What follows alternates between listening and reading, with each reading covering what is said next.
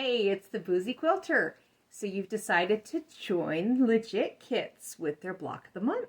That's awesome. So happy for you. Thank you very much. And you've decided that you're going to do the digital download. So you need to come up with the fabrics to go along with the quilt. How am I going to do that, Amy? What? Okay, so here we go. Once you sign up for that digital download, when you get that first one, you're going to get invited to a Facebook group. And on that Facebook group, there are several options across the top. One of those options across the top is files. In that file, there is the color code, the color requirements for Vortex. And once you print it out, it is going to be several pages like this. And what is going to be on here is what each individual month requires for colors.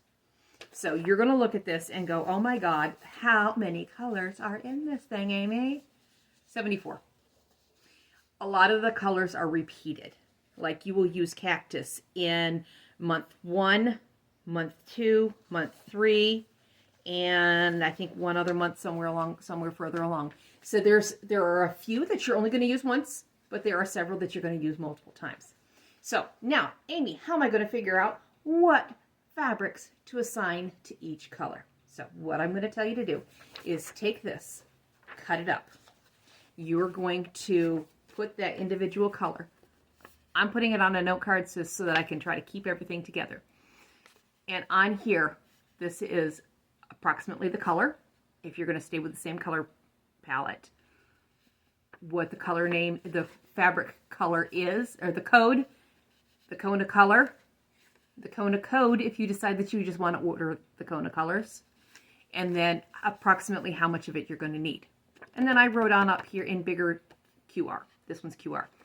What I did for the fabrics that are in multiple months is I went to those other months and I said, okay, well, here's what it is in month 1. And I'm also going to need a fat eighth, and I'm going to need another fat eighth, and I'm going to need another scrap of KL. Just so that when I'm looking, I make sure that I've got enough to cover all of the months. So now you go to your stash, okay? You may or may not find everything. It may involve a trip to the fabric store. When I'm choosing fabrics, what am I looking for? What am I looking not for? I am looking for something that is going to read solid from a moderate distance for this pattern. Anything that's too crazy of a print, too much contrast within that print, is going to muddy things up. So if I had a fabric like this, might not be the best. Number 1, it's a stripe.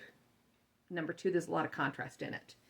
If I had a fabric like this, I probably wouldn't choose this one. There's too many colors in it. It's a beautiful fabric, but maybe not for this project. This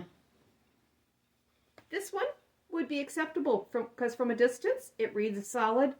You look at it a little closer, yeah, there's a whole lot of print to that. But from this distance, it really looks okay. Look in the bathroom mirror, stand that far away, and if it reads moderately solid, you're good. Okay? Something like this, if I had to use it, I would, but it might not be my first choice. It reads kind of muddy. But that's where I would go with that. Oh, here's another one that I probably wouldn't choose. A little too much contrast. So, what did I come up with? I came up with QR, I'm going to use this fabric. HR, I'm going to use this fabric. KL, I think I've got enough of this one. I'm using all batiks. CK, I'm going to use this one. BI, I'm going to use this one. And SA, I think I'm going to use this one, but I'm not 100% sure I've got enough of it. So if I go to the fabric store and I find something better before, but that's what I've got for tips and tricks as far as picking fabrics for your kit. So I'm so excited to get this all started with you guys. I'm so excited to see what everybody comes up with. So keep following along. Go find your fabrics, and I'll see you back here in the studio. Bye.